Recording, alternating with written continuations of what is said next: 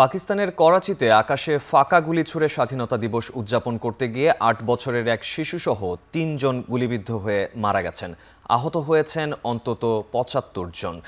পাকিস্তানের বিভিন্ন শহরে আতশবাজি ও ফাঁকা গুলি ছোড়েন। ৭৮তম স্বাধীনতা দিবস উদযাপন করেন বাসিন্দারা। এই সময় করাচির আজিজাবাদ এলাকায় ৮ বছরের একটি মেয়ে শিশু গুলিবিদ্ধ হয়ে মারা যায়। স্থানীয় পুলিশ জানিয়েছে, দেশটির বেশ কয়েকটি অঞ্চল থেকে মানুষের গুলিবিদ্ধ হওয়ার খবর পাওয়া গেছে। এসব ঘটনায় এখন পর্যন্ত আটক করা হয়েছে ৩৩ জনকে।